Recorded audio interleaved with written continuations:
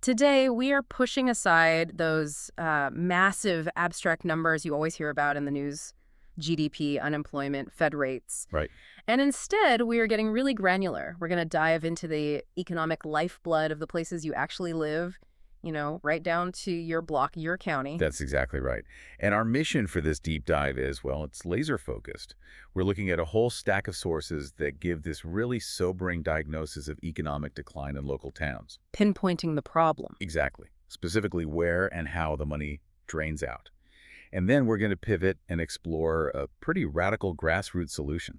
Yeah. The Modern Community Development Fund, or CDF, which is built on cooperative principles and leverages some really powerful new tech. And you should just set the stakes right up front. I mean, this is not some theoretical discussion. Not at all. The central idea here, the one that should really grab your attention, is that the small savings you think you're getting by shopping online or at a big box store, they're masking a huge hidden cost. A massive one. That seemingly smart decision is actually costing your household's long-term financial security, well, exponentially more than you realize.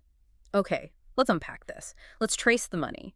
To really get the damage, I think we first have to look at what used to work, in the not-so-distant past. Right. Why were local economies so much more resilient, say, 20 or 30 years ago? It all seems to come down to one concept.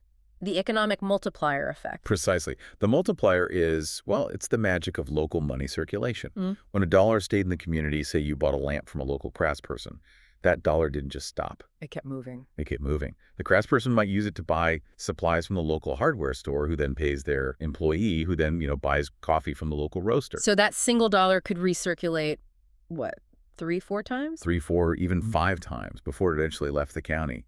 It was a self-strengthening flywheel, just constantly regenerating local income, local jobs, and local tax revenue. But the sources today, they call our reality the leaky bucket economy. So how did that powerful local system just fracture so quickly? It was fractured by 2 primary forces.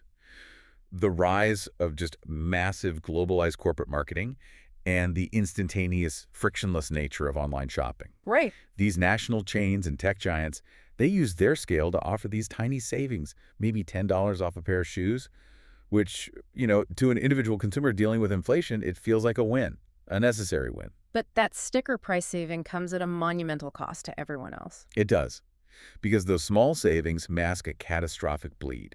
And this is where the math gets really crucial and, frankly, a little disturbing. Okay. Take a typical American county. Let's say it has about $20 billion in total annual consumer spending.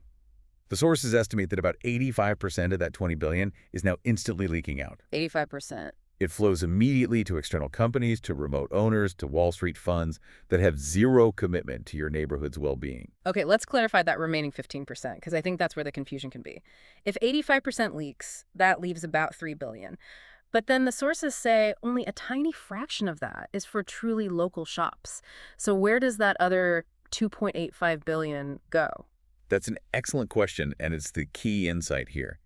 That $2.85 billion goes mainly to local branches or franchises of the big national chains. Ah, okay. The employees are local, yes, the rent is paid locally, but the profit, that is immediately sent to corporate headquarters out of state.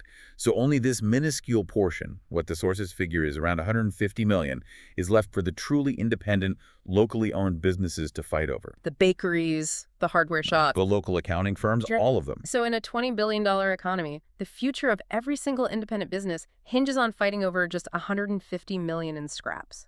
It's a profound structural disadvantage, and that is the fundamental difference between circulation and leakage. A dollar spent locally generates wealth 3 to 5 times over. A dollar spent on a remote website generates zero local economic activity. It leaves town the moment you click Confirm Purchase. And this is where it stops being some abstract theory and starts hitting home, literally. Because as that local multiplier shrinks, the community assets, the services, they just deteriorate. The tax base contracts. Schools struggle, policing budgets get tight, and the most critical metric for almost every household, their home value, starts to slow down. This is the moment we really need to connect the dots. The impact of the leaky bucket isn't just about whether your local hardware store survives. No. It's about the health of your single largest financial asset. Yeah. Your home. So let's anchor this with numbers everyone can get. We know the average American earns roughly $3 million in a lifetime. Maybe $2.2 million is spendable after taxes. So it's significant wealth we're tracking. It is. Now consider a $500,000 home. A typical investment for a lot of families held over 30 years.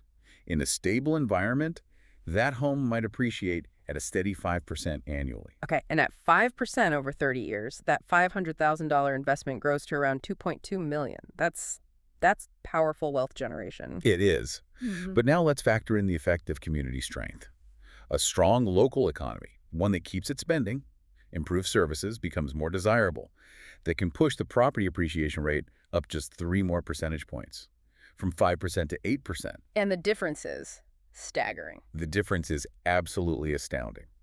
At 8% appreciation, that same $500,000 home grows to over $5 million.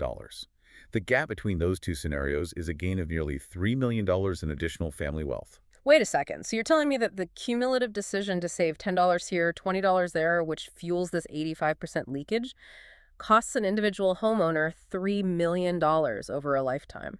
That is the clear implication from the sources. That $3 million gain is enough to potentially double a middle-class family's lifetime wealth. It completely reframes that online purchase. You aren't saving $10. No, you're accepting a future discount on your largest investment. It just shows the astronomical hidden cost of this leaky bucket problem for every single household. So if the problem is this structural leakage, the solution has to be structural too. And this brings us to that alternative model, the Community Development Fund, or the villagerized concept. Right. It directly attacks the leakage by fundamentally changing who owns the profit. The contrast is really critical here. With the big box model, they might donate a tiny fraction to some national nonprofit, but 99% of the profit goes to remote shareholders. For CDF just flips that entire ownership structure on its head. So what does this community-owned joint venture look like in practice? Well, it's essentially a cooperative investment vehicle. It often works with local retailers who commit to the model. And the profits that are generated, plus pooled investment funds, they're all routed directly back into the local town and the Community Development Fund itself. And the equity is held by the town. Or the community membership, crucially. That gives democratic control over how the money is invested, which is totally unlike a corporate structure where some executive makes decisions from hundreds of miles away. But doesn't this rely on people just being nice and sacrificing convenience? I mean, is this model actually financially sustainable without big government subsidies? That's the key challenge. But the source is on you. The CDF offers a dual return that makes it sustainable. First, you might get direct profit distribution or dividends for participating businesses and members. Okay, reinforcing the habit. Exactly.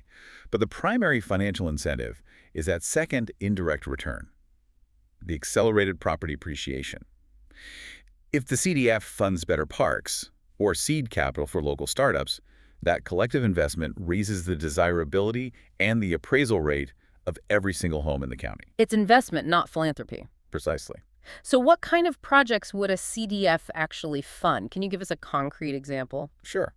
Instead of waiting 5 years for a municipal bond to pass, a CDF could instantly commit capital to restoring a historic town square, making it a vibrant hub.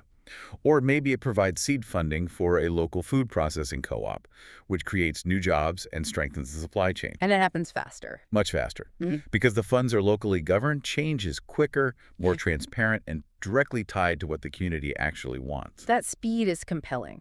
Okay, let's go back to the math and the goal, because the proposal isn't to reverse all 85% of leakage overnight. No, not at all. The massive change comes from a surprisingly small action, taking back just 10% of that leak spending. And this is where that multiplier effect really shows its power in reverse. Remember, the local businesses are fighting over $150 million right now. Right.